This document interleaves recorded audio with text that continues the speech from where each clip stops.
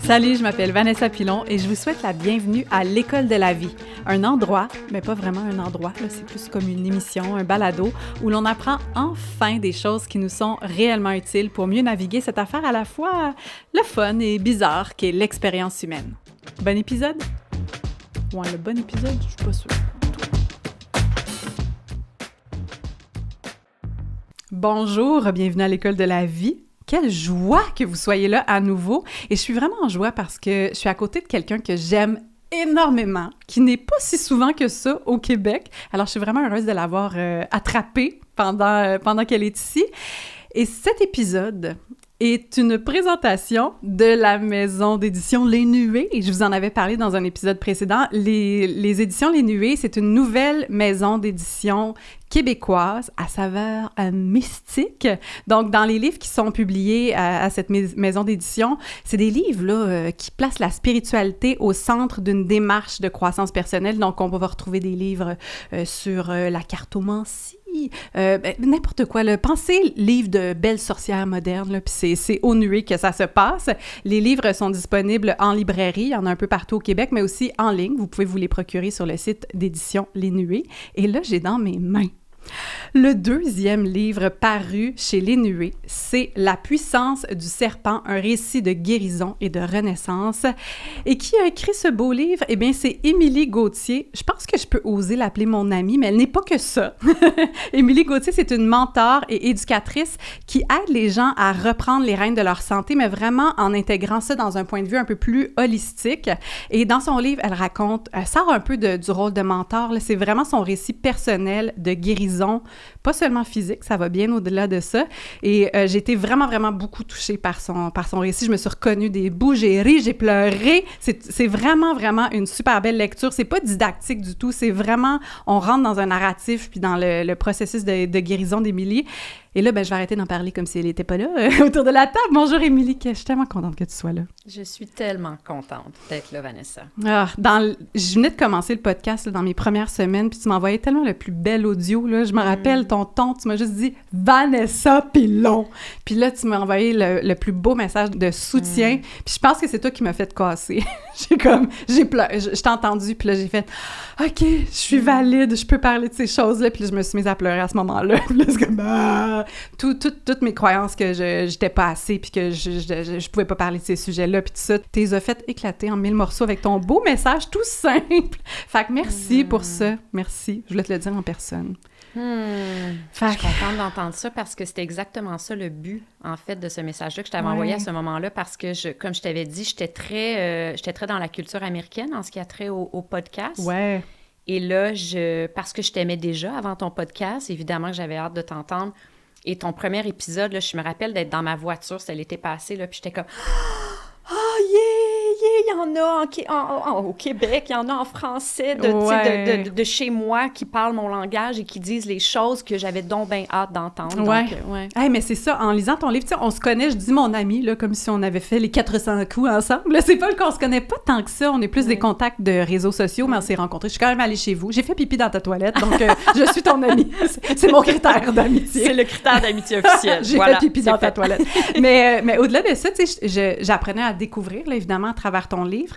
Puis c'est ça, j'étais comme, on parle le même langage. Puis je me retrouvais vraiment dans ta quête parce que c'est très, très personnel, ce livre-là. Mais en même temps, tu touches à tellement de sujets universels, tu sais, de c'est quoi la guérison, puis comme, c'est quoi notre vérité, comment est-ce qu'on retrouve notre pouvoir. Puis les choses que tu décrivais, évidemment, avaient la couleur, la saveur de ton incarnation, tu sais, ton histoire à toi personnelle. Mais je me reconnaissais à travers ça. Puis je me disais, il y a tellement de gens qui vont se reconnaître, tu sais, qui ont envie un peu, tu sais, cette soif-là de, on dirait que ça pourrait être autre chose, là, c'est comme pas miam, ma vie. il y a des choses qui même si ça va, là, il y a des choses qui me gardent comme pognée, puis en tout cas, de suivre ta quête, c'était vraiment, vraiment très, très beau, et c'était le fun de se reconnaître, puis d'être comme, elle fait partie de ma gang, Émilie. Fait que bravo pour ton livre. Merci. Merci beaucoup. Comment tu te sens, là? Je l'ai dans mes mains, là. Toi, t'as écrit ça pendant des mois. T'as mis quand même toute la personne que t'es, puis là, on est là devant une en face de l'autre aujourd'hui pour parler de ton livre. Tu sais, comment tu te sens que ça existe dans la matière, que des gens lisent cette histoire-là? C'est drôle, ce matin, j'ai une cliente qui m'a envoyé un vocal en me disant à quel point elle avait aimé le livre et en tout cas, elle m'a sorti un vocal de 5 minutes absolument extraordinaire, puis je lui ai répondu, elle m'a demandé comment j'allais, puis j'ai répondu, puis là, je voulais dire fébrile, mais en même temps, je voulais dire fragile, puis j'ai dit, là, je suis comme entre le fébrile et le fragile, puis elle m'a dit, tu es frabilité, tu es dans ta frabilité. Voilà, moi, le nouveau mot que je viens d'inventer, je suis dans ma frabilité. Et donc, ouais, c'est un mélange des deux. Je suis revenue au Québec il y a une semaine pour la veille, en fait, du lancement, de la sortie du livre en librairie et du lancement, puis j'étais dans l'excitation. Là, j'avais hâte, ça fait 1 an et demi que je travaille sur ce livre-là, et c'était comme littéralement donner naissance à mon bébé. Fait que, évidemment, ça venait avec l'excitation, mais là, depuis qu'il est sorti, je suis comme... OK, mais là, maintenant, qu'est-ce que les gens vont en penser? Est-ce qu'il va être lu? Est-ce qu'il va être compris? Est-ce qu'il va être bien reçu? Est-ce qu'il va être reçu de la façon dont je voulais qu'il soit reçu en l'écrivant? Est-ce que, bon, tout ça.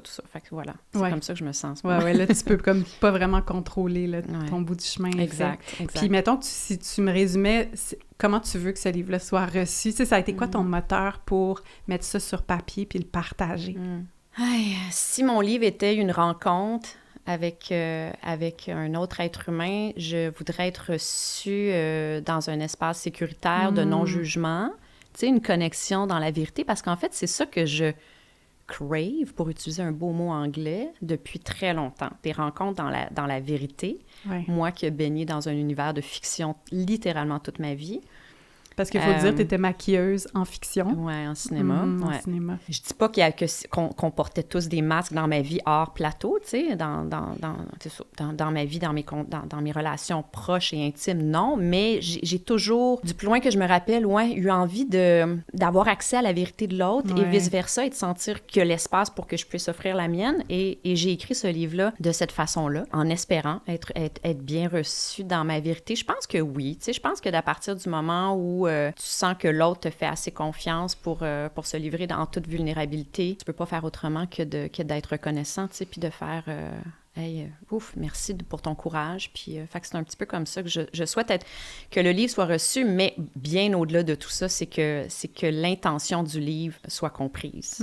Et ce n'est pas un livre personnel, c'est vraiment un livre qui porte une mission de semer des petites graines d'éveil chez l'individu, mais d'une façon collective aussi. Ouais. C'est ce que je sentais, tu sais, le fil conducteur entre tes chapitres, c'était de raconter les étapes de ta guérison, puis par où t'es passé, mais je sentais pourquoi tu le faisais, comme que c'était pas juste « je vais me livrer, merci, c'est mon autobiographie, et voilà », j'ai vraiment envie que ça partait pas d'une place d'ego, puis vraiment de partage de qu'est-ce qu'on peut faire différemment, puis de quoi t'as pris conscience. Puis j'ai envie qu'on plonge là-dedans. Est-ce que tu as envie de raconter ton histoire toi-même? Qu'est-ce qui t'a amené sur un chemin de guérison? Ça a été quoi le catalyseur de « OK, là, il faut que je fasse les choses différemment. On change de programme, la gang. » Ben oui, je vais le faire, mais effectivement, tu as complètement raison, puis je suis contente que tu l'aies capté dans le livre. C'est pas absolument pas une autobiographie. En fait, je me sers de mon histoire pour mieux comprendre l'humain. C'est les éléments que j'ai en main, c'est mon expérience à moi. Ouais. Et c'est ça. Donc, je me suis servie de mon expérience, de mon vécu pour, comme d'un objet d'analyse, carrément, pour aller essayer de comprendre qu'est-ce qui fait qu'on arrive à cette place un jour dans notre vie où on se sent soit déconnecté, soit désaligné, soit perdu ou soit malade. Tu sais, que ce soit au niveau physique, psychologique, émotionnel ou spirituel, on est comme « Ouf, attends un peu, là, qu'est-ce qu'il y a derrière moi? Où je m'en vais? Où suis-je? Qu'est-ce qui se passe? » Et mais donc, moi, personnellement, ce qui a fait que je suis arrivée là un jour dans ma vie, il y a plein d'éléments dont je partage dans le livre, mais il y a un élément, un gros élément déclencheur, qui est le cancer. Donc, le 12 février 2020, j'ai reçu mon diagnostic, un diagnostic de cancer du sein, qui a été le gros frein, mettons, que la vie m'a imposé. Mais il y avait déjà un travail d'entamer dans ma vie, un travail de guérison, de réalignement, disons, intérieur, que j'avais entamé en 2019. Et le cancer est arrivé comme... j'ai eu envie de le voir comme une purgation, presque. Okay. C'est comme... Ouais. comme, ah, OK, ça va dans le travail que j'ai déjà entamé. Puis là, je sais que le commun des mortels va entendre ça, va faire, qu'est-ce qu'elle raconte là? Elle, le cancer, c'est physique, c'est un gène ou bien c'est une cellule qui a dérapé ici, tu sais, d'une façon ou d'une autre, ça n'a rien à voir avec... Mais c'est ça, ma croyance à moi, c'est que oui, effectivement, c'est de l'ordre physique, évidemment, le cancer, mais il y a une racine, le cancer, c'est un symptôme. Puis il y a quelque chose qui a nourri la fameuse tumeur et... ben c'est ça qui m'a intéressée, en fait. C'est ça mon grand questionnement. D'où vient cette chose? Qu'est-ce qui fait que cette tumeur s'est développée un jour dans ma vie? Et ouais, voilà. C'est beau de t'entendre parce que le message du cancer, souvent, je trouve qu'il est associé à un narratif, puis je veux peser mes mots, mais un peu de victime. Puis je trouve que dans ton livre, t'en parles d'une autre façon. Tu changes pas un peu, là, comme beaucoup le narratif. Tu sais, là, tout ce que tu viens de dire, c'est d'essayer de comprendre le message que le cancer essaie de m'envoyer. Rapidement, dans ton livre, on passe à autre chose, mais tu sais, ça devient la trame de fond, évidemment, la guérison, mais t'es pas hyper focalisé sur le cancer en tant que tel. On rentre par là, mais ce que t'ouvres comme porte, c'est universel, là. C'est comme la guérison humaine, puis c'est un peu cette quête-là, on dirait qu'on partage différemment. Moi, j'ai pas traversé le cancer, j'ai pas eu à composer avec ça, puis il y a certaines choses que je comprends pas parce que je l'ai pas vécu, mais en même temps, je me reconnais beaucoup sortir de notre mode de pensée par défaut, puis de comprendre qu'on a un pouvoir vraiment plus grand. Puis je pense que c'est ça, tu sais, tu dis la puissance du serpent, mais je suis comme, c'est ça, c'est ton pouvoir, là. Comme, exact. Te reconnecter avec ça, genre, on a du pouvoir sur ce qui se passe dans nos vies. Oui, parce que le livre, c'est pas... effectivement, c'est absolument pas un livre sur le cancer. Le cancer, c'est un autre symptôme, mais c'est le symptôme qui m'a amené à faire face à la mort, donc c'est le symptôme ultime. Mais j'aurais pu faire ce même travail-là bien avant avec d'autres symptômes, mais il était juste pas assez impressionnant pour la fille qui était dans la performance toute ma vie avant, puis qui regardait tout droit, puis qui banalisait tous les symptômes. Ouais. Donc, la vie, elle s'est dit, ouais, OK, elle a la tête dure, il faut lui envoyer l'ultime symptôme. Parce que t'en avais eu des... Tu sais, t'en parles, là, tendinite, comme de la douleur chronique. T'avais quand même eu des petits drapeaux, là, de gens... Bon, complètement. Prêtez attention ici, s'il vous plaît. Oui. Puis il y en avait des messages, mais j'étais dans la même structure de pensée que la majorité des gens, c'est-à-dire... Bon, ben je suis une fille, c'est normal que j'ai des PMS avant mes règles, c'est normal que, je sais pas, que je sois irritable, c'est normal que, bon, ben je fais du maquillage depuis 20 ans, c'est normal que j'ai mal à l'épaule, que je sois plus capable de lever mon bras. Tu sais, c'est ça, j'étais carrément dans une position d'impuissance, je me déresponsabilisais et je me positionnais dans cet espace ben c'est comme ça c'est de l'ordre de l'extérieur de moi, ça n'a rien à voir avec mes choix, avec mon énergie, avec mes émotions, avec mon mode de pensée, avec, tu sais, jusqu'à temps que le cancer arrive, mais ce déclic-là aurait pu arriver avant. Mm-hmm. Tu dis dans ton livre, je vais sortir les grosses statistiques, là. Ce chiffre-là, quand même, tu sais, moi, je l'ai lu sur papier, puis là, je me suis dit, c'est Émilie l'écrit, il y a plein de gens qui sont passés à travers ce livre-là, c'est que c'est ça, là. Tu sais, 90 à 95% des cancers sont liés à l'environnement, intérieur, extérieur, puis au mode de vie, au choix de vie. Ouais. Puis c'est la vérité. Ouais. Tu sais. On dirait que je fais comme, ben, t'es-tu sûre de ça? Tu sais, moi, en lisant ça, il y a quelque chose de très inconfortable là, qui est rentré en ligne de compte. C'est quasiment de l'ordre de la panique, là, d'être comme, ben voyons, mais c'est pas ça qu'on nous dit. Puis en même temps, de m'asseoir avec ce chiffre-là, là, puis de faire, ouais. Mais c'est pas pour rien qu'on redonne notre pouvoir et notre responsabilité entre les mains des choses à l'extérieur de nous. C'est parce que ça donne le vertige d'avoir ce pouvoir-là. Ouais. Tu sais, de sentir qu'on est responsable, c'est ouf, c'est inconfortable. On veut pas être responsable. Mm-hmm. Mais la réalité, c'est que les chiffres vont tous dans ce sens-là aujourd'hui, tu sais. Moi, quand j'ai eu le diagnostic, là, je suis tombée de ma chaise. J'étais comme... ben c'est parce que tout le monde me dit que le cancer du sein, particulièrement le cancer du sein, c'était génétique. T'as pas de cancer du sein dans ta famille, c'est un kiss, c'est sûr et certain que c'est un kiss. Mais c'est faux. Plus de 80% des cancers du sein proviennent des hormones et non d'un gène. Fait que, tu sais, on n'est vraiment pas obligé de tomber dans les statistiques, mais il reste que, oui, c'est vrai que la majorité des cancers... Puis là, je parlais du cancer du sein, mais si on parle de tous les autres cancers, on parle effectivement de 90 à 95% des cancers ne sont pas d'origine génétique. Puis en plus, si on parle de l'épigénétique, aujourd'hui, qui est une relativement nouvelle découverte scientifique qui démontre que même si on a hérité d'un certain gène qui nous prédispose à une maladie ou à une autre, il reste qu'on a le pouvoir par nos choix de vie d'activer ce dit gène ou pas, tu sais. On sait ça aujourd'hui, mais ça c'est pas très bruyant dans le bureau de notre médecin de famille, par contre, encore au Québec. Ça va l'être, j'ose espérer, parce que on a besoin d'être éduqué, on a besoin de le savoir, on a besoin de comprendre, on a besoin de comprendre que les choix qu'on fait à tous les jours vont participer à déterminer l'état dans lequel on va vieillir. Oui, c'est comme si ça n'avait pas un impact immédiat. Là. Je pense que comme humain, on a de la difficulté à se projeter puis à voir que, oui, de multiples facteurs, c'est rare que c'est comme unifactoriel, quoi que ce soit qui arrive dans notre vie, mais de remarquer que, ben oui, j'y ai contribué de multiples façons sur une période répétée. Aïe, aïe, aïe, pas confortable comme idée. Puis la résistance que je rencontre en moi quand je pense à ça, c'est de penser à des gens que j'aime qui ont aussi eu un diagnostic de cancer, puis de dire « Mon Dieu, c'est donc culpabilisant de se faire dire qu'on est responsable, tu sais. » Mais tu vois, je trouve ça intéressant que tu dises ça parce que je me suis fait dire ça beaucoup au début. Ouais. Ben là, c'est quoi, en plus d'avoir un cancer, il faut qu'on se culpabilise. Ouais. Mais moi, je fais une différence immense entre se responsabiliser et se culpabiliser. C'est deux choses complètement différentes. On dirait que dès qu'on commence à parler des choix de vie, tout d'un coup, les gens associent ça à, ben c'est quoi, là, c'est de ma faute, je suis coupable. Mais attends un peu, là, c'est pas une question de s'auto-flageller, c'est pas une question de se culpabiliser, puis non, c'est une question de reprendre notre responsabilité en main, c'est tout. Puis c'est normal qu'on ne l'ait pas fait avant, on le savait pas. Maintenant, on le sait, les chiffres sont là, les études vont dans ce sens-là. OK, bien là, on va faire un choix différent, puis on va décider de prendre une route qui est plus au service de notre bien-être et de la prévention éventuellement.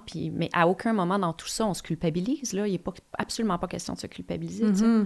Mais ce que tu dis dans le livre, c'est aussi de changer le narratif, de reprendre le pouvoir. C'est aussi ça. C'est comme je ne suis pas victime de ce qui se passe, puis s'il vous plaît, aidez-moi, sauvez-moi. C'est gros, là, ça, de se dire j'ai le pouvoir aussi de l'auto-guérison, mettons. Mais tu sais, en disant ça, je trouve ça super important à chaque fois de vraiment être clair sur le fait que en faisant la promotion de ce pouvoir-là qu'on a en tant qu'individu dans notre guérison ou dans la prévention, je ne suis pas en train de balayer quoi que ce soit du revers de la main. Au contraire, je suis vraiment dans une optique où j'espère, une réconciliation et tu sais, moi, j'ai étudié aux États-Unis là, à The Institute for Integrative Nutrition et mes collègues travaillent dans la majorité des cas, j'ai envie de dire quelque chose comme, je sais pas, 6 ou 7 de mes collègues travaillent dans des cliniques médicales aujourd'hui, tu sais, en collaboration avec des médecins, puis c'est ce que je souhaite pour nous aussi au Québec, parce qu'on a besoin de la médecine, on a besoin de la science, on 100%. A besoin de, tu sais, aujourd'hui, quand j'ai reçu mon diagnostic, je m'en allais, ma première réaction, ça c'était comme 3 semaines avant la pandémie, en passant, je m'en allais au Mexique. Je m'en allais dans une clinique de traitement alternatif. Je voulais rien savoir de la chimiothérapie. Ça me terrorisait à un autre niveau. Aujourd'hui, presque 5 ans plus tard, je suis contente que les choses se soient passées de cette façon-là et que la médecine était là pour faire disparaître le symptôme, entre guillemets, la tumeur, et que mon processus de guérison à la racine soit plus smooth, soit moins dans la pression, moins dans l'urgence, moins difficile et faisable aussi, parce que c'est très, très, très, très difficile de faire disparaître une tumeur sans la chimiothérapie. Mais c'est ça, c'est qu'on va recréer le même problème si la médecine nie le pouvoir de guérison puis les modalités alternatives. On a un problème, puis si vice-versa aussi, tu sais, les modalités, tout ce chemin-là nie ce que la médecine peut apporter, on se prive d'une grande partie. Fait que c'est ça, comme tu dis, d'aller... De faire équipe. Oui, vraiment, vraiment. Puis c'est ça que tu as choisi de faire, toi, dans ton parcours? Bien, c'est sûr que la pandémie a pris la décision pour moi. C'était moins possible, de partir au Mexique. Non, c'est ça. Ouais. J'y allais, j'étais dans une campagne de sociofinancement, j'étais en train d'essayer de trouver l'argent pour partir au Mexique, et boum, pandémie. Et donc, c'était plus possible pour moi. Mais étant donné que j'ai compris vraiment très rapidement que le mandat de la médecine conventionnelle allait être d'éliminer le symptôme, j'ai compris que j'allais avoir un rôle.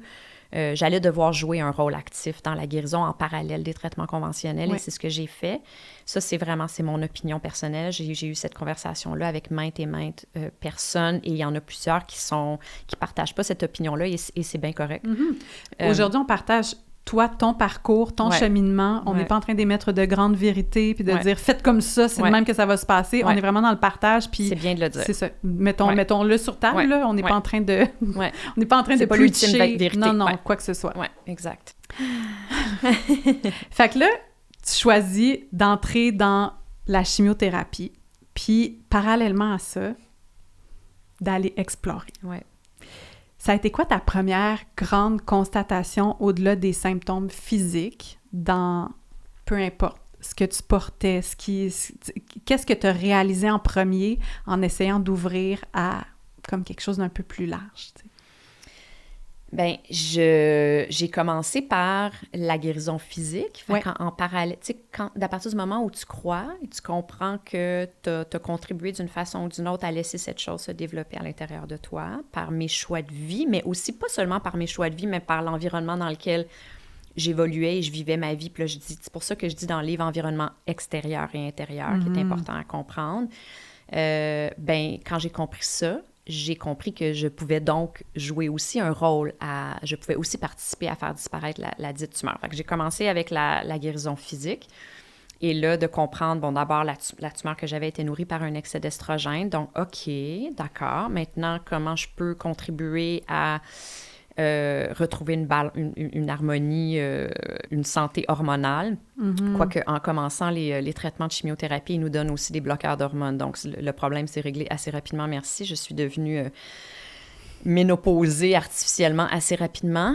Mais bref, tu sais, OK, bon, pourquoi j'étais en débalancement hormonal? Pourquoi j'avais un excès d'estrogène dans mon corps? Qu'est-ce qu'il y avait? Tu sais, puis là, je suis tombée dans des recherches vraiment d'ordre physique dans mon parcours. Oui.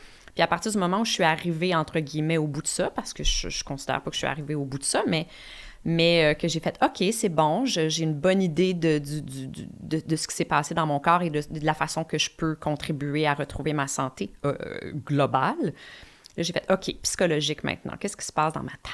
Qu'est-ce qui se passe dans mon cerveau? C'est quoi les pensées que je laisse exister? C'est quoi mes croyances limitantes? C'est quoi mes conditionnements?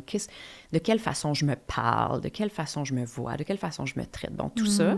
Et là, j'ai fait ma PNL, programme de neurolinguistique, dans cette portion de la guérison-là, parce que j'avais vraiment envie de comprendre nos schémas comportementaux. Pour les gens qui ne connaissent pas ça, la PNL, mettons, tu résumerais ça comment? On dirait que je sais c'est quoi, mais pas tant que ça, finalement. Ouais. Bien, c'est l'étude des schémas comportementaux. OK. Oui, c'est une étude qui nous aide à comprendre la façon dont on rentre en relation les uns les autres, les mots qu'on utilise et qui vont avoir un certain impact sur l'autre. Okay. Essayer de prendre conscience, en fait, de la façon dont on s'adresse aux autres et à nous. De quelle façon on navigue notre humain, mettons. Fait que donc, j'ai fait ça dans la portion psychologique. Puis là, après ça, est arrivée la portion émotionnelle. OK. Qu'est-ce que je traîne, moi, au niveau énergétique? Qu'est-ce que je traîne au niveau traumatique dans mon corps? Et là, c'est joint la partie spirituelle et c'est à ce moment-là que j'ai regardé partout autour de moi et je cherchais des réponses, je cherchais des alliés, je cherchais des guides pour m'aider à passer au travers de cette portion-là de mon chemin de guérison et j'en trouvais pas ici, à cette époque-là, au Québec. J'étais très, faut dire, dans la culture anglophone. Donc, j'étais, les podcasts, les livres, les mentors, disons, que je suivais étaient beaucoup aux États-Unis ou un peu en Europe, mais pas encore au Québec à ce moment-là. Et j'ai donc senti le besoin de partir au Mexique. Fait qu'en 2023, c'est ça, 2023?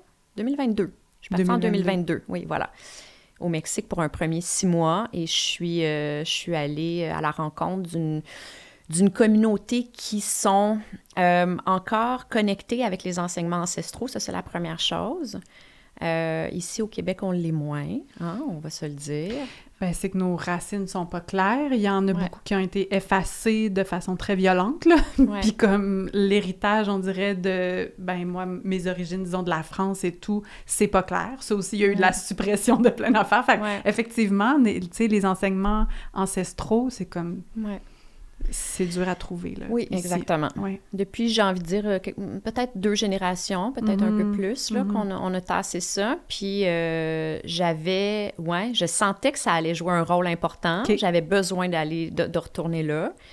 Et je savais que la culture mexicaine était encore bien ancrée là-dedans, évidemment. Donc, je suis allée. Il y avait aussi, évidemment, le côté spirituel que j'allais aller retrouver dans ces communautés-là, le chamanisme, mais aussi les nouvelles modalités de guérison, qui sont vraiment très larges, un petit peu plus modernes, mais ancrée dans une croyance qui est pas très, très proche de nous non plus, ou qui ne l'était pas de plus en plus au Québec. Voilà. Fait que je suis allée C'est quoi au Mexique. l'approche que tu dis qui était comme pas vraiment ici? En fait, tout ce n'est pas science-proved. Tu sais, quand on parle de la guérison, c'est très délicat, on le sait. Au Québec, il faut faire attention. Tout ce qui n'est pas science-proved a tendance à ne pas être cru, à ne pas être considéré. Et je dis pas que je croyais tout, mais je sentais le besoin d'explorer et d'essayer, d'aller voir. Fait que j'ai fait un beau mélange et des enseignements ancestraux, chamaniques principalement, mais aussi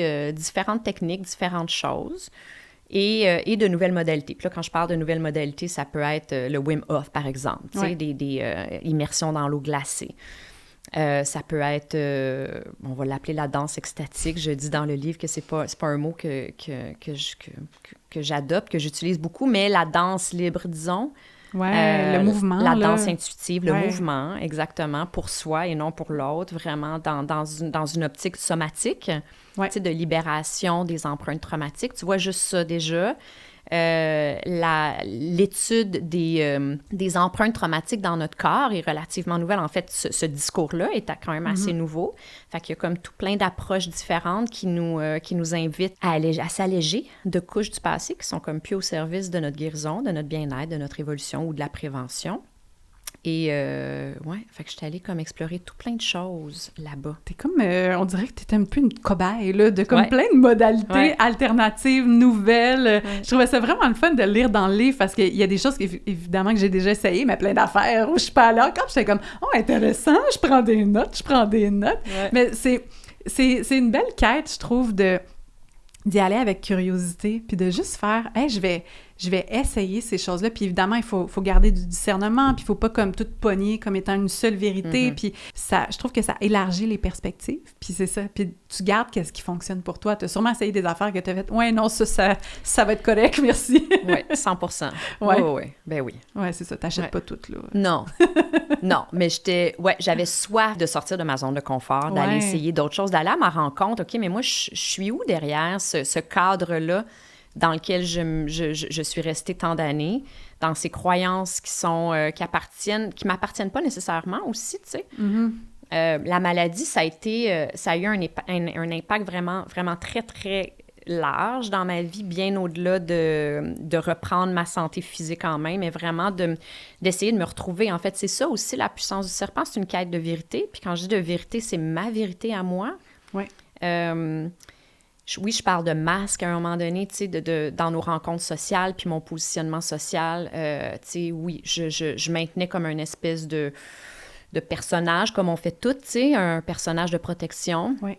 Mais je parle principalement dans le livre de ce retour à ma vérité. Mais c'est quoi ma vérité? Qu'est-ce que je transporte? Qu'est-ce qu'on m'a légué qui m'appartient pas? Qu'est-ce qui me tire vers le bas? Qu'est-ce qui m'emmène à me traiter de la façon que je me traite, à me catégoriser, à m'empêcher d'essayer X, Y, Z, ou tu sais, toutes ces affaires-là. C'est de rentrer à la rencontre de soi. Mais tu sais, des fois, on dit « Ah, trouver ma vérité ». Puis là, t'es comme « Ouais, belle grande quête, mais qu'est-ce que ça veut dire? » Ça sonne très wouhou, c'est clair. Ouais, c'est comme « C'est quoi ma vérité? » Qu'est-ce que t'as réalisé que tu portais? Tu sais, qu'est-ce qui t'a... Mettons, quand t'as commencé à descendre en toi, là, comme ça, puis à aller essayer de toucher à ça, c'est quoi la première affaire, là, qui est remontée, puis t'as fait « Oups, là, OK. C'est beaucoup présent, là. Mettons qu'on la visualise comme étant une boîte, cette vérité-là, une boîte à l'intérieur de nous qui contient des choses qu'on ne soupçonne, on soupçonne même pas l'existence de cette boîte-là, tant et aussi longtemps qu'on est dans ces automatismes-là ou dans ce... Puis là, je pèse vraiment mes mots. Personnage, c'est un mot beaucoup trop grand, beaucoup trop lourd, je trouve, pour expliquer cet individu-là, mettons, qu'on est devenu, qu'on croit être la vérité absolue et la seule chose. On est venu au monde, on était cette personne-là, on était prédisposé à être cette personne-là et rien d'autre. Puis là, aujourd'hui, on a l'âge qu'on a et on n'a absolument rien à faire Je veux dire, on est ça. Mm-hmm. Je crois pas à ça. C'est encore une fois la déresponsabilisation. On est ça. On n'a aucun je suis de pouvoir même, sur... qu'est-ce que tu veux? Exactement. Tu sais. Je ne crois pas ça. Je crois qu'on est le résultat d'une belle collection de choses qu'on a vécues et pas vécues dans notre vie. Et ces choses-là, donc c'est ça. Fait que dans mon parcours, dans ma belle quête de vérité, j'ai plongé à l'intérieur de moi, puis j'étais allée ouvrir cette petite boîte. Et j'ai compris, parce que d'abord, la première chose à dire, c'est que c'est quand même la raison pour laquelle on va pas à la rencontre de cette boîte-là, c'est que c'est excessivement inconfortable. En anglais, on parle de shadow work, c'est exactement ça. C'est pas confortable de voir notre ombre, de voir notre côté plus dark, plus lourd, moins positif. Mais la maladie, ça a été un accélérateur pour moi parce que ça m'a expulsé de ma zone de confort. J'étais déjà en dehors de ma zone de confort. C'était déjà inconfortable. J'avais pas besoin de courage là, pour y aller, j'étais là, exactement. Fait que donc, pour répondre à ta question, ben, en ouvrant cette boîte-là, j'ai compris plein de schémas comportementaux, justement. J'ai compris pourquoi j'étais de telle façon, pourquoi j'avais tendance à répéter tel type de relation interpersonnelle, disons.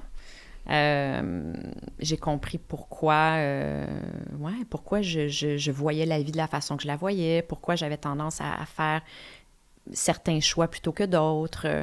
Et en fait, je me suis rencontrée. J'ai fait « OK, je suis ça. Puis je suis ça à cause de ça. » Parce que ce qu'il y a dans cette petite boîte-là, c'est drôle, hein? Mais mon père aussi, là, cette affaire-là, dans sa petite boîte à lui. Ah, ma mère, elle a ce petit morceau-là aussi.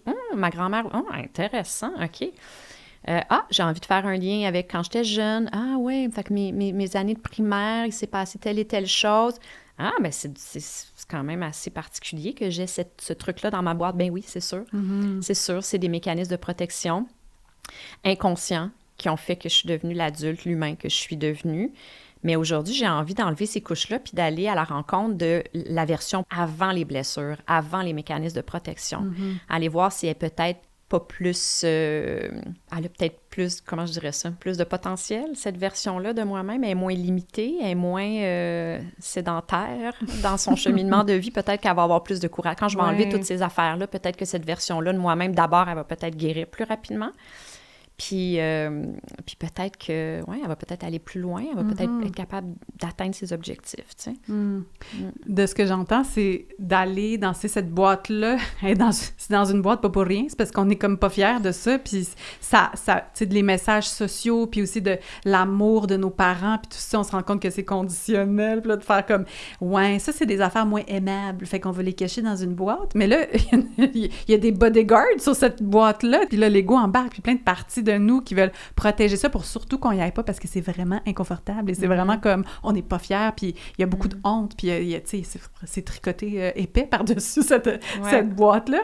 Mais je sais pas pour toi, mais moi, d'être allée dans cette boîte-là, on dirait que j'ai réalisé que c'était juste humain puis que c'était vraiment correct. Complètement. Il y a comme quelque chose où c'est vraiment effrayant quand on n'y va pas, là, puis on se dit « là, ça va être quelque chose là-dedans. » Puis là, tu ouvres la boîte, puis effectivement, là, il y a des choses vraiment inconfortables, mais c'est pas si pire que ça. Non. C'est pas aussi pire qu'on pense. Non, exactement. Puis en fait, c'est que ça te fait voir des patterns qu'on a, les humains, entre nous. Tu sais, tant et aussi longtemps qu'on n'est pas allé dans cette boîte-là, on a des réactions impulsives face aux agissements de l'autre, au tempérament, à la personnalité des autres. Et souvent, ce qui va nous irriter le plus, c'est des choses qui sont cachées dans cette petite boîte-là, inconsciemment, tu sais.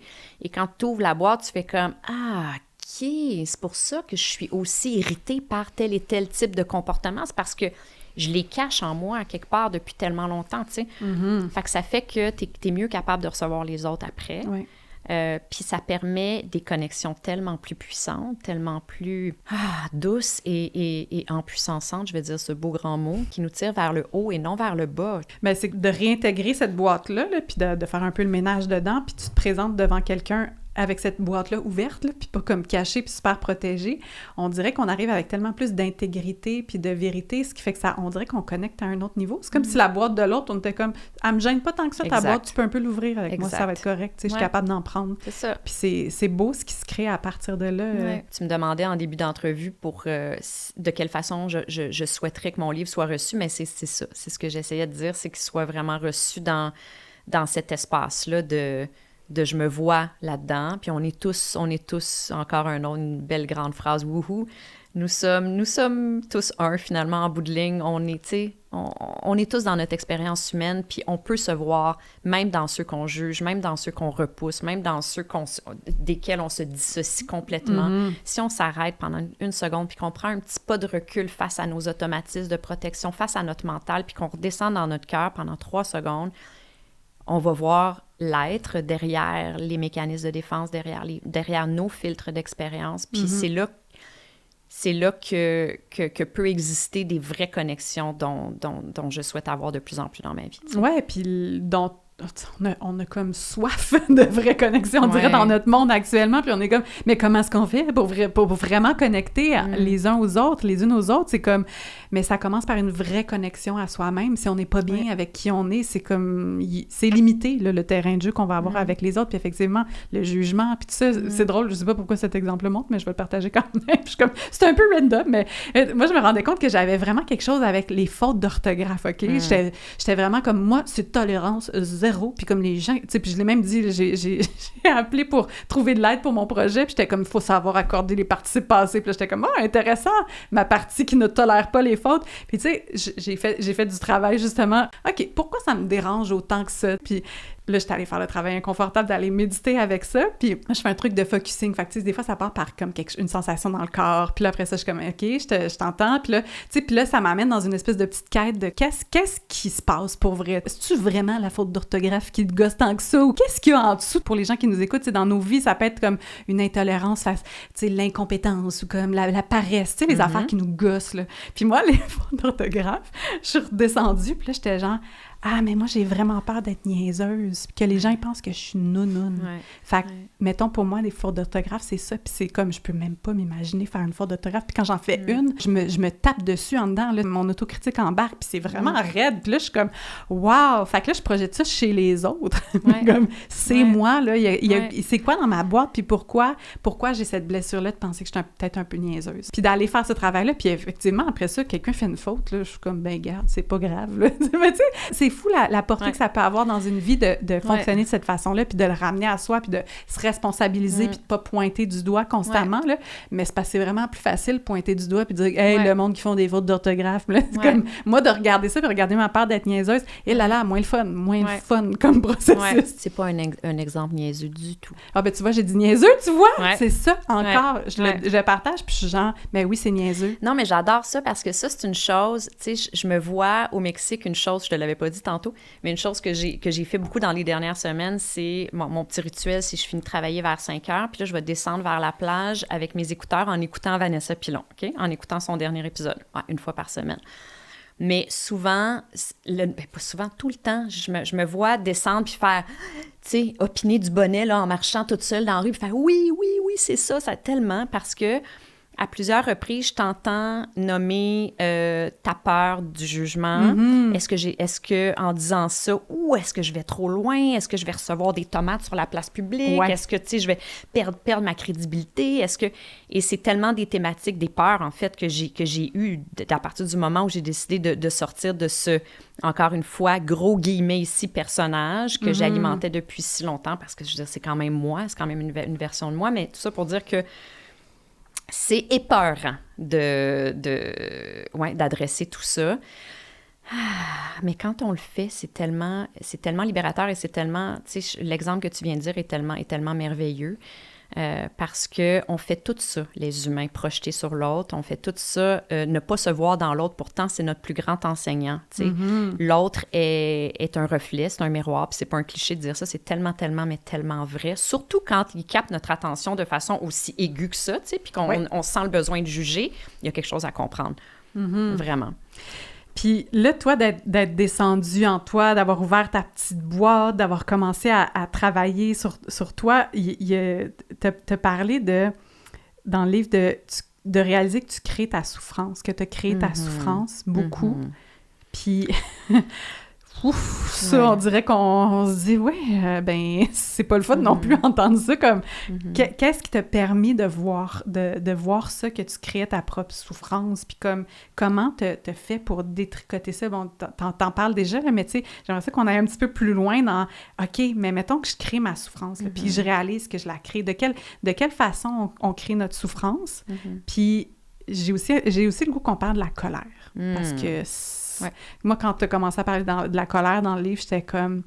C'est un gros morceau, ça, quand même. Je pense que c'est une émotion qui est très exilée dans notre petite boîte. On la tasse pas, on est comme « Pas beau, ça! On enlève ça. Puis elle va jaillir quand même, parce que c'est du feu, c'est puissant, la colère. Fait qu'on va sortir notre colère de façon comme random sur des affaires qui n'ont pas rapport, puis de faire... Elle existe, là, la colère. Est-ce qu'on peut arrêter d'essayer de la contenir dans une boîte? En tout cas, je pose des questions en 6 volets, là, mais tu peux répondre par le bout qui te tente. C'est parfait parce qu'en fait, la première chose que j'ai envie de dire, c'est d'à partir du moment où on prend conscience que nos émotions sont l'expression d'une pensée, qu'elle soit consciente ou inconsciente, tu comprends ce qui se passe. Tu comprends ce qui se passe dans ton corps. Attends, on va redire ça. Oui, les émotions. Oui, les émotions. Là, je parle pas... C'est simple, mais c'est complexe en même temps. Fait que là, je parle des émotions, OK? Je parle pas des ressentis, quoique on pourrait en reparler une autre fois, les ressentis physiques, là, tu sais, brûlures, coupures, etc., sur notre corps, qui sont d'ordre des nerfs, là, tu sais, dans notre peau, tout ça. Ceci étant dit, on pourrait aussi y replonger, comme je dis, mais là, je parle vraiment des émotions. Donc, tristesse, joie, colère, excitation, plaisir, etc., etc. Tout ça est l'expression d'une pensée qu'on va avoir généré dans notre tête, que ça vienne du 95% du subconscient ou du 5% du conscient, parce que ça, c'est une autre belle statistique quand même importante à comprendre, que nous sommes menés par, tu sais, on a comme 70 000 à peu près pensées par jour, dont 95% d'entre elles viennent du subconscient et non du conscient. Fait que pratiquement toutes nos pensées, en fait. Puis on est mené par nos pensées. Donc, on pourrait dire qu'on est principalement mené par nos pensées inconscientes. Fait que là, moi, je fais un petit dessin, OK? Il y a l'émotion, là. Je suis fâchée, je suis contente, je suis excitée, peu importe. Là, ça vient d'une pensée. Et ces mêmes pensées, 95% de ça vient du subconscient. C'est donc dire que nos émotions, ça vient pas mal aussi c'est le subconscient qui les déclenche. Exact. C'est quoi le subconscient? Bien, c'est une belle librairie de mécanismes de protection qui provient du passé, en fait. Le subconscient, c'est le passé. Fait que c'est toutes les données qu'on a accumulées depuis qu'on est né, finalement. Le conscient, c'est « OK, là, le pot de fleurs est orange, je vais le prendre, je vais le déplacer. » C'est ça, c'est le 5%. Okay. Mais sinon, marcher, même prendre une gorgée d'eau, c'est principalement, ça vient du subconscient parce que c'est des automatismes. Mais tout ça pour dire que, pour revenir à les émotions qu'on ressent, ça vient d'une pensée. Fait que si, par exemple, un exemple que je donne régulièrement, je suis au volant de ma voiture, tout va très bien, il fait soleil, je m'en vais chez une amie, je suis de bonne humeur, À un moment donné, sorti nulle part, je sens comme une espèce de pression au niveau de la poitrine, puis une espèce de petit goût d'anxiété. Ah mon Dieu, OK, là, j'ai de la misère à respirer. Qu'est-ce qui se passe? Voyons. Puis ça, c'est une vraie histoire. Je prends tout le temps cet exemple-là parce que c'est quelque chose que je reconnais, que j'ai déjà vécu. Et je fais, mais voyons, c'est bien random. Ça sort de où, cette histoire-là? J'allais bien il y a 3 secondes, puis là, tout d'un coup. Et plus je décortique le moment présent, puis j'essaie de comprendre, là, je fais le lien, mettons, OK, c'est pas nécessairement ça qui s'est passé, là, mais disons, il peut avoir, j'écoutais la radio, il y a une chanson qui a commencé à jouer, qui est une chanson qui jouait dans ma maison d'enfance quand mes parents se sont séparés. Là, je donne vraiment, encore une fois, un exemple super random, mais c'est genre ce truc-là. Alors, notre subconscient va aller capter, parce que le subconscient, c'est un mécanisme de protection. Là, on a un cerveau primitif. Le cerveau primitif, il y a un mandat très, très noble qui est celui de nous maintenir en vie, tout le temps. Fait que ce qu'il va faire pour réussir à nous maintenir en vie, il va aller chercher des données dans notre vie, principalement des données de certaines situations inconfortables de notre passé pour être capable de les repérer éventuellement dans notre futur et donc de nous en protéger. Fait que si je me sens anxieuse, c'est que c'est un message que mon corps est en train de m'envoyer pour me dire il y a un danger, il y a un potentiel danger qui est associé à un événement précis de mon enfance qui pourrait être la séparation de mes parents, mettons. Fait que cette chanson-là, c'est un des éléments que mon subconscient a emmagasiné pour me protéger d'un inconfort qui était, je sais pas, j'avais 8 ans, mes parents se sont séparés, il y avait cette chanson-là qui jouait. Ça aurait pu être l'odeur, ça aurait pu être un mot, des mots, une phrase que, je sais pas, tu comprends? Fait que bref, ça c'est un élément. Mais tu sais, si on plonge dans la colère, mettons, je partage dans le livre une époque de ma vie où je suis tombée comme solidement dans le gouffre de la colère, en lien avec ce que j'appelle notre drame familial, quelque chose qui s'est passé dans ma famille, dans ma famille que je raconte dans le livre, et qui m'a mis dans une colère, là, mais comme... J'étais en colère, je pense que je me réveillais la nuit pour être en colère. J'étais en colère. Mais ça m'a pris des années à comprendre que je m'empoisonnais. Puis je me punissais moi quand j'étais convaincue, parce qu'on s'entend, c'était vraiment pas de l'ordre du conscient. J'étais pas du tout dans la réflexion, c'était un automatisme d'être en colère. Et j'étais convaincue que je punissais la personne responsable de cet événement dramatique-là, de cette colère-là. Tu sais, je dois être en colère. Il faut que je sois en colère. Voyons donc, cette personne-là a fait telle chose, c'est inacceptable. Elle mérite que je sois en colère. Oui, mais c'est quoi sa punition à elle? Rien. Elle dort bien la nuit. Elle se réveille pas, elle, la nuit. Tu sais, je dirais, elle sait même pas que je suis en colère. Elle sent rien. C'est comme si c'est une affaire de justice de rester en colère. Oui, exact. Mais voyons, je peux pas être en colère. Je suis obligée d'être en colère. Mais voyons donc, c'est quoi cette histoire? C'est pour... Nos émotions, c'est nous. Puis ça, c'est... Fait que là, OK, là, je dérape un petit peu, là, mais je vais revenir un petit peu en arrière parce que les émotions qu'on ressent, donc l'espèce de feu de colère, provient de cette pensée-là. Ça vient de la pensée de « c'est injuste que cette personne-là ait fait ça à notre famille. Si on se retrouve dans cette situation-là, c'est un drame absolu. On n'aurait pas dû vivre. » Toutes ces pensées-là qu'on continue d'alimenter ou qu'on laisse exister à l'intérieur de nous vont créer l'émotion qui est la colère. Fait que, donc, on est responsable parce que je pourrais changer mes pensées. Je ne savais pas que je pouvais changer mes pensées. Moi, comme la majorité des gens, jusqu'à très, très tard dans ma vie, j'étais convaincue que mes pensées, c'était quelque chose, c'était comme la vérité absolue. C'est cette voix que j'entends dans ma tête ou c'est ce truc-là, mais c'est ça, c'est la vérité absolue. Je comprenais pas, j'avais pas encore assez de recul face à moi, puis face à l'humain, au fonctionnement de l'être humain et du cerveau humain, pour comprendre que c'est tout simplement un mécanisme de protection, c'est un ordinateur, c'est des fils, c'est des données électriques, c'est pas la vérité absolue du tout, et c'est surtout pas au service de mon bien-être aujourd'hui, tu sais. Fait que de réaliser aussi qu'on n'est pas nos pensées, comme la voix que j'entends dans ma tête, là, qui... Regarde, elle parle beaucoup. De réaliser que c'est pas moi, tu sais, de pas m'identifier à ces pensées-là aussi. Déjà, juste ça, de faire... C'est toute une machine à l'intérieur de moi qui essaie de me garder en vie, puis de me protéger, puis qui veut mon bien, mais les pensées, de se dissocier une seconde, mais pas se dissocier, c'est juste se détacher. De prendre son pouvoir. Ouais. Comment on fait ça? Tu sais, là, tu dis, je savais pas qu'on pouvait reprogrammer nos pensées ou comme contrôler nos pensées. Par où t'es passé, toi, pour justement avoir une petite maîtrise un peu plus de ce qui se passe là-dedans? Là. Mais la première chose, c'est d'en être conscient. C'est la première étape, d'être aware. Oui. C'est pas facile. Puis c'est pas parce que je l'écris dans le livre que je le maîtrise. C'est pas, tu sais, c'est un travail de tous les jours, c'est un entraînement. Il y a des moments où c'est plus difficile, des moments où tu es plus fatigué, puis que tu retombes dans ton humain automatique de protection, puis que, tu sais... Mais oui, la première étape, c'est de comprendre ça. De comprendre que tout ce que tu ressens, la colère, la frustration, autant que la joie, que le bien-être, que l'excitation, que le positif, tout ça provient d'une pensée et donc tu peux faire un travail de reprogrammation de tes pensées ou en tout cas du moins les accrocher au vol là, puis de faire comme « OK, j'adhère-tu à cette pensée-là? Moi, j'ai-tu envie de ressentir l'impact énergétique de cette pensée-là ou pas? Est-ce que je la regarde dans les yeux puis je fais « Merci, ego. Merci, cerveau. Merci, subconscient. Merci d'avoir d'essayer de me protéger puis de me maintenir dans une espèce de zone sécuritaire. » Mais je suis pas en danger en ce moment. Puis tout va bien et j'ai pas envie de me sentir mal. J'ai pas envie d'avoir peur. J'ai pas envie d'être dans cet état-là en ce moment. Et donc, je vais changer mes pensées. Très, très facile à dire. Mais ça se fait. Ça se fait, tu sais. C'est ça que je veux dire quand les gens qui me suivent m'entendent souvent dire reprendre notre pouvoir de bien-être, reprendre notre pouvoir de santé et de vie. Bien, c'est ça. La première étape, c'est ça. C'est de se détacher de notre cerveau primitif, qui est la peur, en fait, qui est un mécanisme de protection puis de survie, et de se retrouver derrière la peur, puis de faire, OK, mais moi, je suis qui réellement quand j'ai pas peur, puis quand je suis pas dans mes automatismes, puis dans mes mécanismes de protection?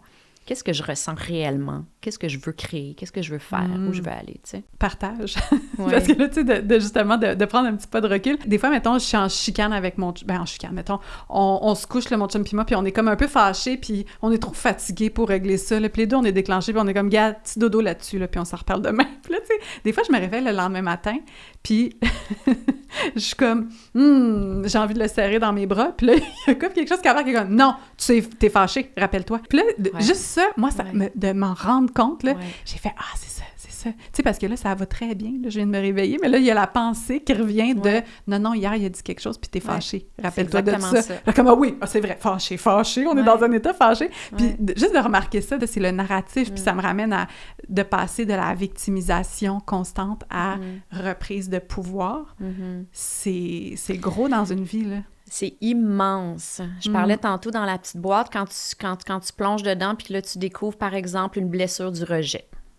Puis là, tu te mets à réfléchir à ça. Puis là, tu fais des liens avec tes relations, puis tu te dis, c'est à cause de cette petite affaire-là, qui est une grosse affaire, en fait, c'est à cause de cette blessure-là que je suis pas capable de renouer, de reconnecter avec telle et telle personne dans ma vie, ou de lui dire telle et telle chose, ou de le recevoir dans ses réelles intentions, parce que je suis tellement menée par cette blessure-là que je suis incapable de recevoir la réelle intention, l'amour de l'autre, ou le tatati-dadada, tu sais. Et oui, c'est ça. Si on n'avait pas ça, là, si on n'avait pas ce mécanisme de protection-là dans notre tête, les êtres humains, là, mon Dieu Seigneur, que le monde serait différent. Mon Dieu Seigneur, que les relations seraient différentes, puis qu'il y aurait tellement moins de souffrance. C'est qu'on serait constamment dans le présent, mais ça demanderait de la présence, justement. Puis comme, on aime ça, les raccourcis quand même, puis être capable de faire plusieurs choses en même temps. Justement, il y a ces mécanismes-là qui veulent nous protéger à tout prix, mais ça fait que souvent, on n'est même pas dans ce qui se passe pour vrai. On est dans les histoires, dans le passé qui a déclenché ça, dans les narratifs qu'on se fait par rapport à ce que ça nous évoque, la situation. Puis t'es comme, je suis zéro dans ce qui se passe pour vrai chez l'autre personne. Puis on réalise ça souvent, tu sais, quand on a cette conscience-là de nous-mêmes, puis que l'autre personne devant nous, là aussi, de réaliser que voici tes histoires, voici mes histoires, puis t'es comme, on n'est même pas, on parle même pas de la même affaire en ce moment. Tu sais, exact. C'est de juste réaliser à quel point on est vraiment juste chacune dans notre bulle de narratif qui part. Exact. Puis là, des fois, c'est ça qui s'entrechoque, puis là, tu fais, ça n'a pas rapport avec ce qui se passe pour vrai en ce moment. Exact. C'est fascinant quand même. C'est vraiment fascinant. Si on prenait toute la peine de déposer ce truc-là sur la tête, sur la tête. Nous allons déposer nos triggers sur la tête de l'autre.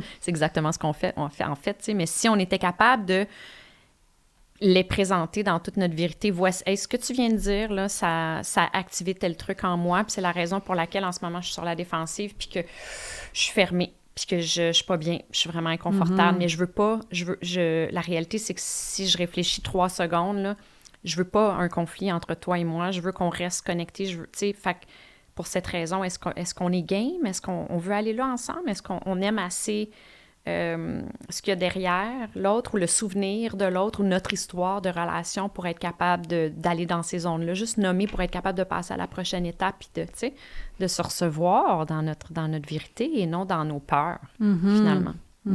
Mais comment tu deals avec les gens, mettons, qui sont dans ta vie, puis qui t'aiment, puis qui n'ont pas fait ce travail-là, puis de te faire comment est-ce que j'interagis avec les gens? Tu sais, parce qu'il y a quelque chose dans, je trouve, le danger de tomber dans une espèce d'ego de moi, j'ai compris, là, puis regarde, je vais te le montrer, comment on fait ça, communiquer, pour vrai.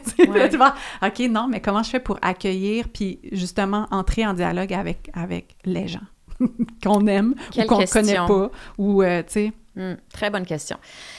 Peut-être que je me trompe, mais j'ai tendance à croire que on tombe toutes dans cette espèce d'ego-là au début. Mm-hmm. Peut-être que je me trompe. Mais ce que je vois, moi, en tout cas, je vais parler de moi, là, moi, je suis tombée dedans complètement. Au début, parce que quand j'ai eu ces prises de conscience-là, puis que j'ai regardé partout autour de moi les personnes les plus proches, et que j'ai vu l'inconscience, ben j'ai eu envie de leur jeter la bouée de sauvetage, tu sais, de faire comme, regarde, c'est là.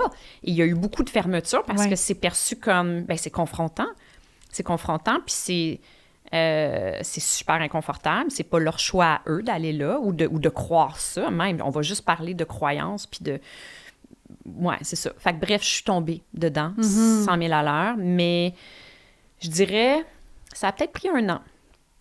Et là, je dirais que là, j'accepte complètement, en fait.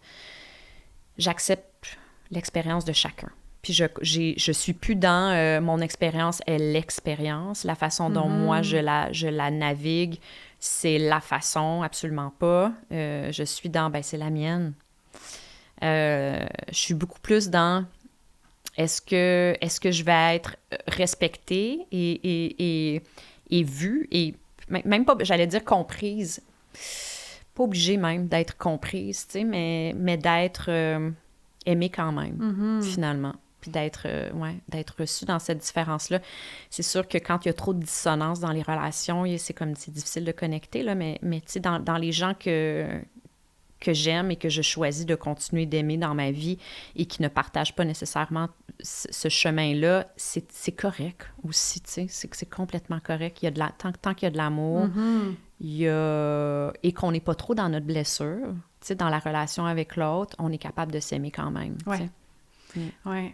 J'ai l'impression qu'au départ, quand il y a une espèce d'éveil ou une prise de conscience par rapport à tout ça, puis je t'en parlais un peu dans le livre, c'est pour ça que je vais là, mais il y a un peu un genre de...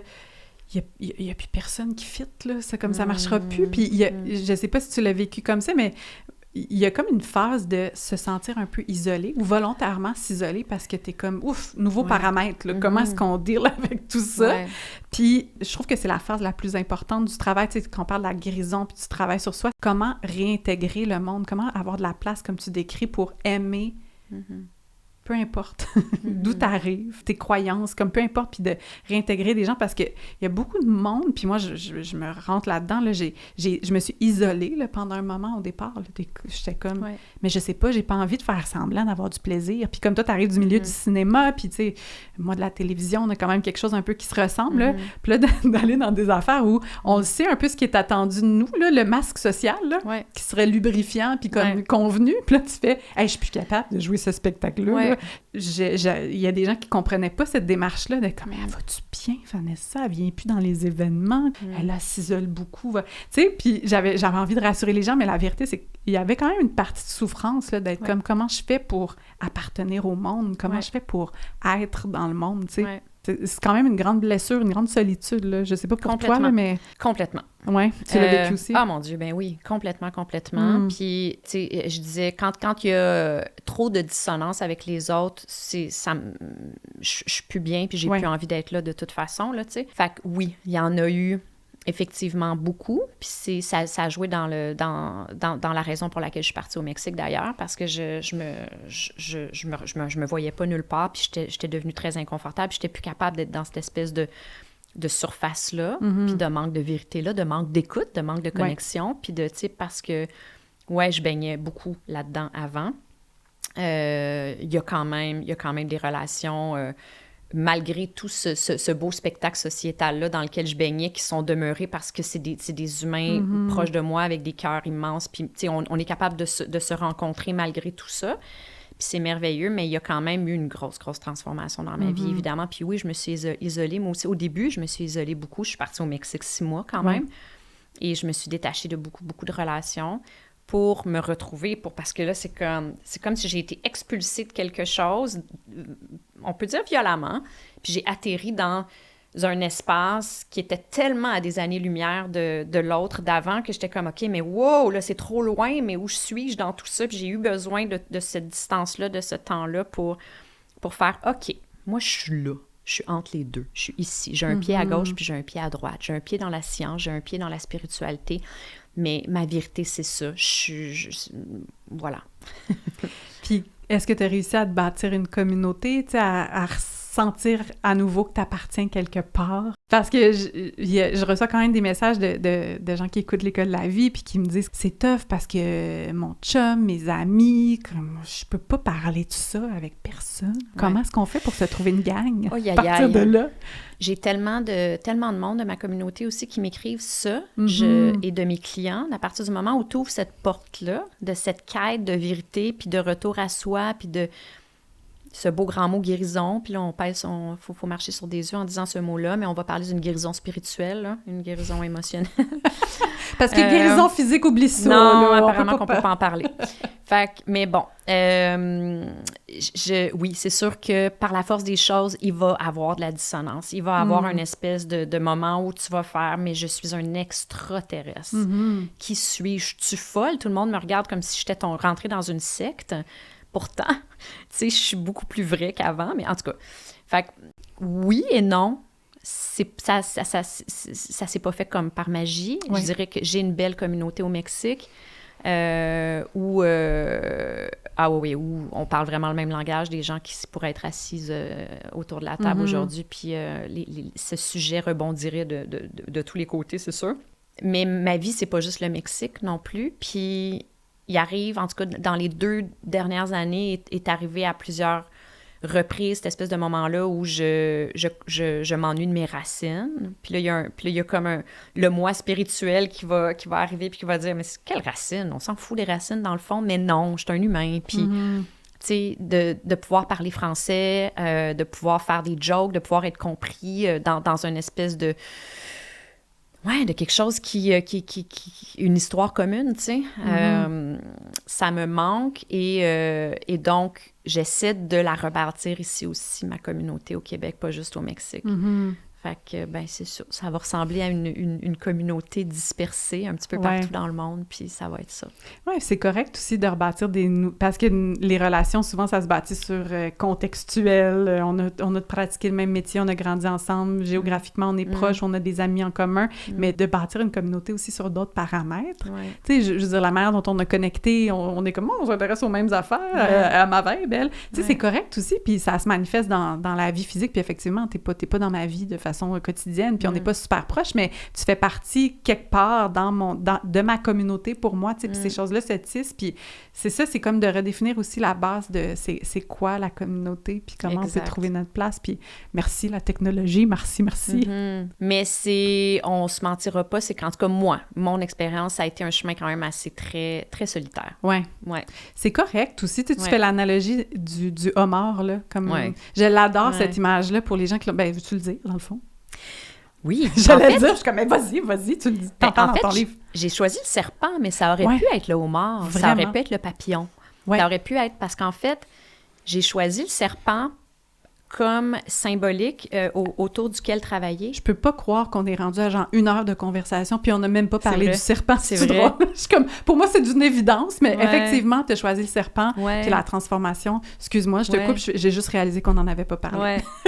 Ben oui, c'est ça. En fait, j'ai choisi le serpent parce que la symbolique était tellement une merveilleuse, je trouve, analogie avec mon histoire, avec mon chemin. En fait, c'est que ce soit le homard ou le serpent arrive à un moment dans leur cheminement de vie de reptile et d'animal, bref, où ils se posent pas la question, c'est clair qu'ils doivent se libérer d'une couche qui appartient au passé, qui n'est plus au service de leur évolution ou de leur guérison. Il n'est pas question de peser les pour et les contre, puis de faire comme est-ce que j'y vais, est-ce que je guéris, est-ce que je me transforme, est-ce que Non, c'est si je me départis pas de cette couche-là, de cette peau-là ou de cette carcasse-là, je vais mourir. Parce que mon être intérieur est rendu trop large, il est rendu trop grand, il ne fit plus. L'enveloppe, elle ne fit plus. Ouais. Fait que pour moi, c'est ça. Puis les êtres humains, on a beaucoup plus de difficultés à faire ça à cause de notre cerveau primitif. On est pogné dans cette espèce de fausse zone de confort. Et tout changement et tout mouvement hors de cette zone de confort-là est perçu comme un danger par notre cerveau primitif. C'est la raison pour laquelle on a donc bien de difficulté à se transformer, à changer. Tu sais, le changement est perçu comme un danger. Donc, si j'ai eu envie de me servir du serpent, de travailler autour de la mutation du serpent pour tous ces enseignements vraiment merveilleux, puissants, qui nous livrent avec cette espèce de moment de vulnérabilité-là. C'est inconfortable, la transformation, la mutation, c'est super inconfortable, comme pour le homard, qui va, à un certain moment, délaisser sa carcasse. Puis là, il va être tout chétif, il va être tout vulnérable, il va aller se cacher derrière une roche le temps que la nouvelle carapace se crée autour de lui. Mais pendant ce temps-là, il est d'abord super inconfortable et super vulnérable à tout ce qui l'entoure. Puis le shadow work, c'est ça, le travail intérieur, là, tu deviens plus vulnérable que jamais, plus fragile que jamais parce que tu sautes dans ces ondes-là hyper inconfortables qu'on a fui toute notre vie. C'est pas pour rien qu'on les fuit, ces ondes-là, c'est parce qu'elles sont profondément inconfortables. Mais, à mon avis, on doit passer à travers ce passage inconfortable-là pour se retrouver, pour guérir vraiment d'une façon holistique. Puis si on n'y va pas, la vie s'en charge. Souvent, on va nous faire comme taper, on va t'envoyer des petites épreuves, des petites affaires. Il y a comme... On peut pas passer à côté. Tu sais, je pense qu'il y a ça... Dans les parcours humains là, de vie, c'est sûr qu'il y a un moment donné où tu fais la vie telle que je la connais, elle sera plus possible. Exact. Qu'est-ce que tu fais à partir de là? Ben, c'est des prises de conscience, c'est ça. C'est à un moment donné, quand il y a quelque chose qui t'arrive, que ce soit un gros choc comme la maladie, un deuil, un divorce, peu importe c'est quoi, et qu'avec cet événement-là vient des prises de conscience. Non, tu peux plus retourner dans tes vieilles chaussettes. En tout cas, je pense que c'est quasi impossible. On peut le répéter pendant un bon petit bout. La vie va continuer de nous envoyer des affaires. Le même enseignement qu'on n'entend pas jusqu'à temps qu'on fasse « OK, ça suffit, niaisage. » Je pense que tu partages une citation que j'aime tellement de Pema Chodron, là, qui est une nonne bouddhiste, c'est que je vais la paraphraser, là, mais c'est ce qu'on ne comprend pas, tu sais, la leçon qu'on ne maîtrise pas, mais l'enseignement va se représenter encore et encore et encore. C'est pour ça, je pense qu'on est venu s'incarner là, sur la planète, dans notre expérience humaine. C'est comme, on vient catcher des affaires, là, puis tant qu'on n'aura pas « Ah, OK, compris », mais le pattern revient. Fait. Combien de fois on a dit « Comment ça que ça m'arrive tout le temps? Comment ça que je suis tout le temps en train de vivre telle affaire? » Comme si c'était quelque chose qui nous tombait sur la tête comme par hasard, tu sais. On a tous, c'est ça notre automatisme de pensée. On est conditionné à penser de cette façon-là, les humains. On est conditionné à penser que les choses nous arrivent de l'extérieur et qu'on n'a aucun pouvoir. Mais c'est faux. Oui.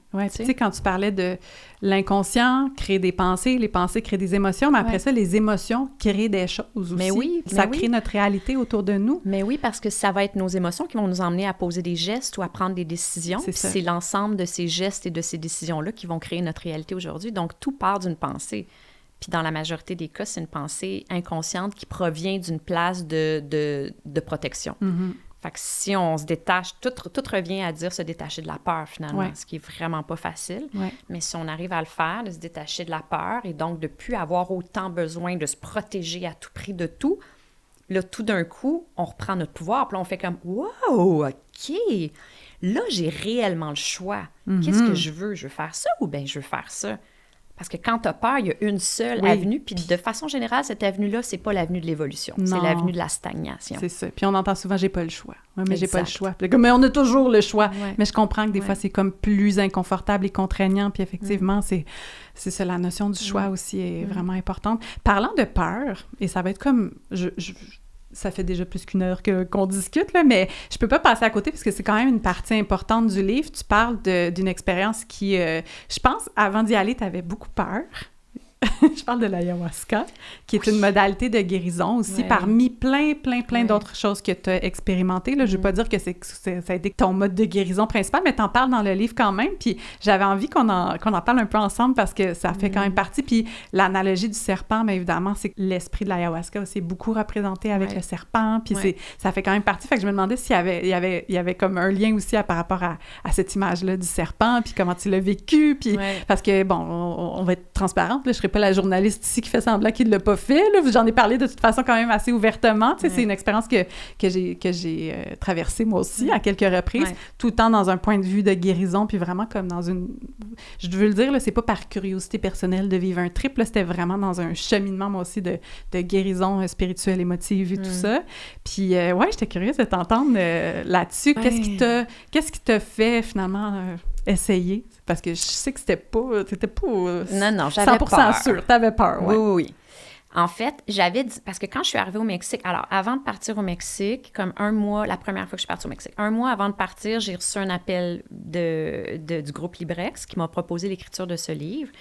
Et j'ai développé le squelette que j'ai déposé comme peut-être une semaine avant de partir au Mexique. Et est venu, quand je créais le squelette du livre, est venue l'image du serpent. Donc, avant que je parte au Mexique, je fais « OK, le serpent ».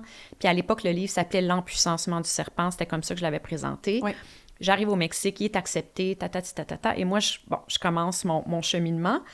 Et à un moment donné, je suis dans l'écriture et mon éditrice m'envoie un message pour me dire « J'aimerais ça que tu ajoutes plus d'informations autour du serpent, plus de symbolique, tu sais, que tu viennes... tout ça. » Et je fais, OK, ben il va falloir que j'en sache plus alors sur le serpent. Fait que je tombe dans des recherches, je me mets à lire. Serpent. Exact. Symbolique du serpent, mythologie du serpent, etc. Et environ 2 semaines avant ce moment-là, on m'avait proposé une retraite d'ayahuasca, auquel j'ai dit non. Moi, j'avais fait comme plusieurs personnes, des petits trips au secondaire, pas d'ayahuasca, mais... des petites affaires, des petits psychédéliques récréatifs, on s'entend, au secondaire, qui étaient venus avec quelques petits traumas. Et j'étais restée sur ce trauma-là. J'étais restée sur le bad trip, non, jamais je retourne là.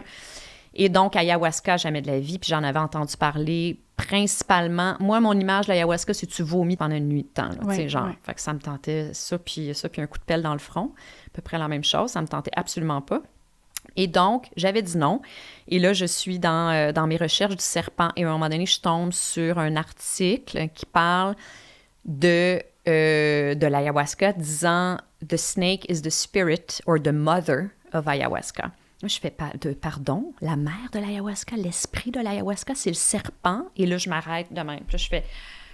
Qu'est-ce que c'est là? Est-ce que l'univers est en train de m'envoyer un message? La Émilie spirituelle regarde dans les airs et fait comme, OK, c'est quoi, là? Qu'est-ce que vous êtes en train de me dire? Pourquoi je travaille autour du serpent? Puis là, l'ayahuasca qui est là, on dirait qu'il essaie de me séduire là, dans l'environnement où je suis en ce moment, qui essaie de m'attirer. Puis bref, je fais, OK, c'est bon, je vous entends, mais je vais faire un deal avec vous, en parlant à l'univers, n'est-ce pas? Je dis, si vous m'envoyez un serpent d'ici 2 semaines, j'avais comme 2 semaines pour acheter mon billet parce que la retraite se faisait de l'autre côté. Moi, j'étais du côté est puis du Mexique et la retraite se faisait du côté ouest. J'avais comme un 2 semaines limite. Je disais, OK, parfait, envoyez-moi un serpent. D'ici 2 semaines, ça va être ma preuve que je dois aller faire la retraite d'ayahuasca. Et bien, finalement, le serpent a fini par se présenter. Ceci étant dit, j'ai fini par prendre la décision par moi-même, ce que j'explique dans le livre. Mais oui, c'est le serpent qui a fait que j'ai décidé d'accepter parce que j'ai cru que j'avais quelque chose à aller chercher dans les enseignements de Abuela Ayahuasca. Et est-ce que tu as trouvé quelque chose dans les... Ouais, vraiment. Puis est-ce que ça a été aussi rough que ce que tu pensais? Pas du tout. Non, hein? Pas du tout. La peur est avant. C'est ça qui est vraiment fascinant, en fait. C'est incroyable. Pour moi, les plant medicine, les plantes médicinales, les psychédéliques, pour moi, c'est un retour à notre vérité, là, je parle de la grande vérité, disons, là, d'un point de vue spirituel, ce qu'il y a vraiment derrière l'humain. Les plantes médicinales viennent lever le voile de notre humain l'espace d'un moment, pour nous ramener à la source de laquelle nous sommes tellement déconnectés, dû à quoi? La peur. Dû à quoi? Le cerveau humain primitif qui nous maintient... Ça fait slacker le cerveau limbique, là. C'est genre chut. Et là, ça donne plus de place à d'autres choses qui font partie de notre conscience, mais qu'on n'arrive pas à entendre dans la vie de tous les jours. Moi, c'est ça l'entraînement, puis c'est ça que j'apprends dans cette démarche-là aussi, comme tu dis, de tasser la peur, là. Mais évidemment, avant d'y aller, si ça fait peur, comme mon doux, c'est l'inconnu, ça va-tu justement être hyper désagréable? Puis ce que tu décris dans le livre, j'ai vécu la même expérience dans ma 2e cérémonie d'ayahuasca, tu sais, juste l'amour inconditionnel, là, 6 heures de temps. Puis là, d'être comme, oh mon Dieu, j'avais oublié ça. Genre, j'ai pas besoin de faire quelque chose pour être aimée, là, tu sais. Oui, c'est ça. Ouais. Je disais à haute voix pendant mon voyage d'ayahuasca, « Je m'en rappelle maintenant! Wow. Oui, c'est vrai! Oui, c'est... Oh mon Dieu, j'avais oublié! » Tu sais, comme si j'étais là hier. C'est vraiment ça. Puis là, en disant, même en écrivant dans le livre, quand j'ai écrit « Amour universel », la Émilie... L'humain, la Émilie d'avant, je m'auto-jugeais, là, j'étais comme « Oh my God, il y a 15 ans, je me serais tellement jugée à dire une affaire de même. Qu'est-ce que c'est que la fille dans la sec, l'amour universel, Mais c'est vraiment ça. Ouais. C'est vraiment ça. Je pouvais pas le dire autrement. Je le sais. Moi, j'essaie de trouver une façon plus sexy, moins comme... Ouais, plus à la mode. Ouais, moins cheesy, moins comme... Oh, plus cool. Mais je l'ai pas trouvé. Non. C'est comme, c'est ça, c'est l'amour universel. Ouais. Juste le geste, ou tu sais, la conversation qu'on a en ce moment, il y a comme un échange d'amour aussi de ce qu'on envoie en ce moment avec le podcast. Tu sais, moi, la première cérémonie, je voyais l'amour circuler. Puis là, j'étais genre... Puis moi aussi, après ça, j'étais comme, je raconte ça où j'ai vraiment juste l'air d'une hippie sortie des années 60 qui a eu une petite illumination. Là, c'est le même qu'on est perçu, tu le sais. Hein? Oui, je sais. Je l'assume maintenant. Je suis comme, bien sûr, je suis votre hippie de service, tout va bien. Mais c'est le fun aussi de se dire, ah wow, l'amour universel. Tu sais, ça peut être ça aussi, les expériences avec les psychédéliques. Puis c'est sûr que ça fait vraiment peur parce qu'il y a des expériences désagréables, il y a des prédispositions, il y a des conditions aussi. Tu sais, il y a plein de choses qui font en sorte que ce n'est pas pour tout le monde. C'est pas toujours un bon moment. Ça dépend le contexte aussi. Je suis pas en train de dire tout le monde allait faire de l'ayahuasca, là, on s'entend. Mais je voulais juste ouvrir, je trouvais ça intéressant de lire ton expérience, de faire « ça n'a pas été si rough finalement », puis ça a été vraiment beau. Tout le monde a des expériences différentes, fait que c'est super important de le dire. Vraiment. Je pèse mes mots, puis je le dis à plusieurs reprises dans le livre, à quel point, d'abord, c'est pas une recette miracle, comme rien d'ailleurs. Ça, c'est le premier conditionnement à déconstruire à l'intérieur de nous, de penser, encore une fois, qu'il y a une chose miraculeuse à l'extérieur. Enfin, je vais la trouver ou je vais... Quoi? T'as pas appelé ton livre « 5 façons de guérir le cancer ». Exactement. Mais on veut ça. On est comme fait comme ça. On s'attend à la chose, la patente qui va me guérir. Oui. L'ayahuasca, je vais avoir mon illumination. Après ça, le monde va être différent. Mais t'as le changement de perspective ou la livraison d'un certain message ou peu importe ce que la plante va venir te livrer, mais après ça, la transformation, elle te revient. C'est à toi à faire l'intégration, c'est à toi à faire le travail. Il n'y a rien de magique, il n'y a rien de miraculeux. Puis l'autre chose aussi, c'est que mon expérience à moi, elle a été dans le velours, puis dans l'amour, puis dans le doux, puis dans le beau, puis dans le lumineux, puis dans tout ça. Mais c'est pas la réalité de tous. Puis je veux vraiment être claire là-dessus. Oui, c'est ça. Ça peut vraiment être inconfortable. J'en ai vécu une autre il n'y a pas si longtemps, puis c'était vraiment inconfortable. Mais globalement, c'était beau parce que j'étais consentante à ça, puis je suis allée toucher à quelque chose de vraiment, vraiment profond, là, tu sais, de comment j'étais pas incarnée dans la vie. J'ai plein de belle abondance autour de moi, mais je suis dans mon mental puis je suis pas capable d'y toucher. Fait que, tu sais, je suis allée dans quelque chose de vraiment pas le fun, là, tu sais, c'était mourir, là. C'était littéralement apprendre à mourir puis à se détacher pour, après ça, retomber dans l'attachement puis être comme, c'est quand même beau, là, dans l'expérience humaine d'aimer les choses, de comprendre notre amour. Tu sais, c'était un super bel enseignement, mais vraiment pas le fun. Puis en sortant de cette cérémonie-là, j'étais comme, c'est vrai que c'est pas pour tout le monde. Puis tu sais, j'en ai parlé beaucoup à la télévision, même puis j'étais comme, le monde va changer si on prend de l'ayahuasca. Puis je suis comme, ben non, c'est ça, c'est pas une solution, c'est pas une panacée, là. Puis on dirait que on est tellement conditionnés à vouloir la petite recette miracle. Non, c'est ça. Mais aussi à ce que les choses se fassent doucement. Puis c'est la raison pour laquelle on reste dans notre zone de confort. Puis ça se peut que l'enseignement doive passer à travers un genre de tunnel de profond inconfort. Puis c'est bien que tu aies dit, tu sais, c'est mon choix, même dans le voyage, même dans la livraison du message, j'étais consciente que c'était mon choix, j'avais pris la décision et donc j'assume que, ben oui, ça se peut que ça vienne avec d'autres choses qu'un arc-en-ciel et des licornes, puis que, tu sais, et c'est correct. Puis il faut se rappeler, on n'est pas ici en vacances, en tout cas, selon moi. C'est l'école de la vie! C'est l'école de la vie! C'est l'école de l'expérience humaine. Être spirituel, qui vivons une expérience humaine. Qui a dit ça déjà? Je sais pas. Mais c'est ce que je me rappelle à tous les jours. Comme être spirituel, qui vit une expérience humaine, c'est l'histoire actuelle, puis on expérimente, on apprend, on est en stage. Exact. Merci pour ces beaux partages, Émilie. C'est vraiment, j'espère que les gens qui nous écoutent vont avoir eu envie de plonger dans ton histoire, parce que là, on a parlé de quelques petites choses, là, mais il y a tellement d'autres belles, des partages incroyables, d'autres modalités de guérison aussi. Fait que, tu sais, c'est comme, je trouve que là, on fait vraiment un petit tour de mini carré de sable, mais ce livre-là, il est pas très épais, là, mais tu couvres quand même assez, vraiment large, puis tu vas vraiment à la racine de beaucoup de choses de l'expérience humaine, justement, tu sais. Puis j'espère que ça va tomber entre plein de mains de gens qui sont prêts à lire ça. Merci de t'être adonné à cet exercice-là d'écriture et de partage avec moi aujourd'hui. Puis je sais qu'il y a tout l'aspect aussi, tu sais, de la santé globale, la nutrition et tout ça, c'est comme plein de choses qui t'intéressent. Si les gens se disent, OK, premièrement, j'achète le livre d'Émilie, là, puis aussi, j'aimerais ça travailler avec Émilie, ben on peut te suivre sur les réseaux sociaux, t'es présente sur TikTok, Instagram, tout le shebang, mais aussi t'offres des programmes en ligne, du mentorat. Il y a une petite affaire que j'ai vue, j'ai reçu un courriel, là, pour un programme qui s'appelle Vital. Ouais. Ouais, c'est quoi Vital? En fait, c'est mes programmes de coaching de groupe. Ouais. Ça, c'est mon gros fun dans ce que je fais parce que c'est vraiment trippant. C'est comme une retraite virtuelle qui dure 8 semaines, 9 semaines des fois. Fait qu'on est une gang. On se retrouve une fois par semaine. Puis on plonge dans un sujet, dans un des piliers pour reprendre les rênes de notre bien-être, de notre santé physique, psychologique, émotionnelle, spirituelle. C'est un super beau voyage. Fait que ça, c'est le nouveau, en fait, celui que tu as reçu hier. C'est mon tout dernier programme de coaching de groupe qui va commencer le 9 juin. OK.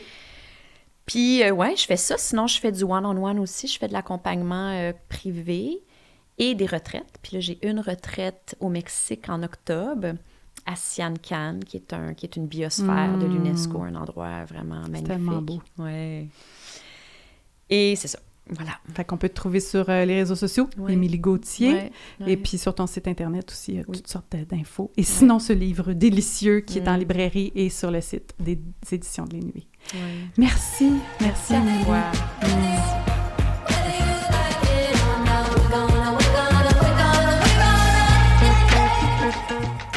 Wow, vous êtes encore là! Soit que vous tripez ou sinon ça veut dire que vous vous êtes endormi, mais dans tous les cas, laissez-moi vous dire merci aux gens qui sont encore à l'écoute, qui se sont rendus jusqu'au bout. Si vous avez aimé cet épisode, je vous invite à vous inscrire à mon infolettre pour être au courant de tout ce qui s'en vient pour le balado, mais aussi pour le fameux projet Pissenlit. Le lien pour s'inscrire à l'infolette va être dans les notes de l'émission. Et évidemment, n'hésitez pas à commenter le podcast parce que j'aime ça, mettre une belle petite note et le partager parce que ça contribue à faire rayonner tout ça de façon naturelle et vraie.